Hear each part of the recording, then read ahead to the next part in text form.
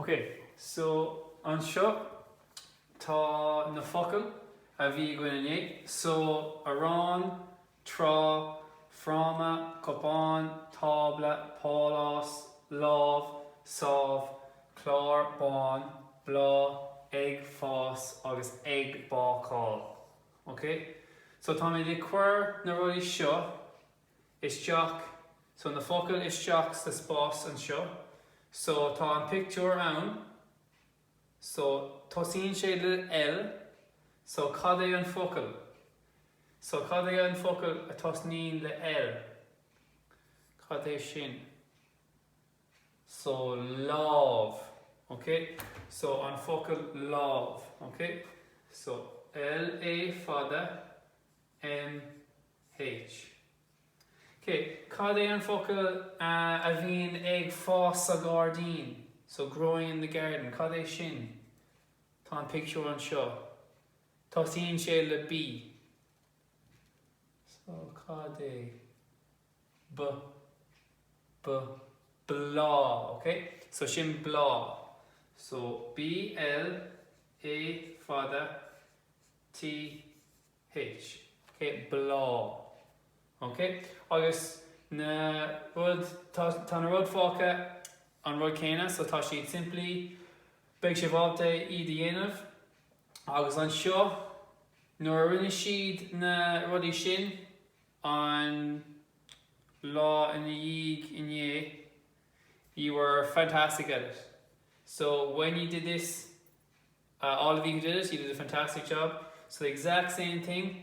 So use the typing tool. So ná bíigh ag scríobh isteach na boscaí, so use the tool. If you can't use the typing tool, then you're allowed to use the pen, but I would prefer if you could type in. Alright, so type it in here into these four boxes, the corresponding word with the picture. Agus an crossbuckle anseo.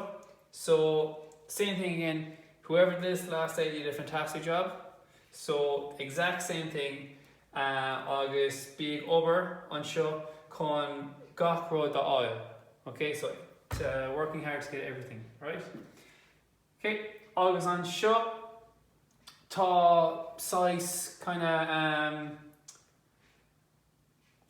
níl sé scrúdú ach it'll show me who has learned where the A and A followers go. Okay, so an céad rud, so asal, so tá A isteach there, so A-S-A-L, so cad é an focal seo? So sin hala, so H-A-L-L-A, cad é seo? Frama, okay, so an A sound, agus copán, so C-U-P-A for the N, okay, so cuir an litter cearta seach, so either A, no A fada. So say the word in your head and you should be able to understand what letter goes in.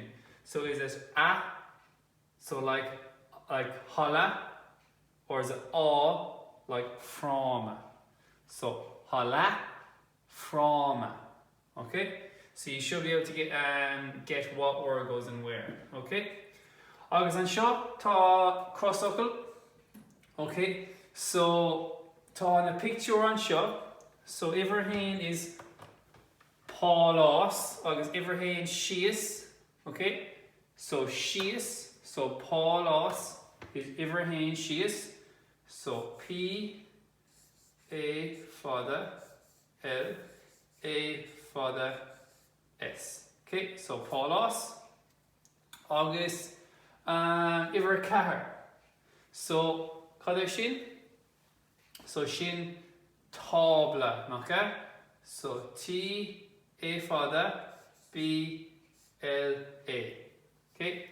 Tabla, okay? So den an crossbuckle, tá sé simply, so tá de focal anseo, so it's not the whole lot of them, it's only 10 of them, so there's 2 missing. So you have to try find out which ones are missing as well, right? And then there's one more then, so tá crossbuckle amháin fáca. So we have turnipa here, anseo, so turn pat tá sé creek na ha. Ach, iver a dó, cad é sin, iver a dó, cad é sin. So sin, madra, okay? So iver a dó síos, so madra, okay? Madra.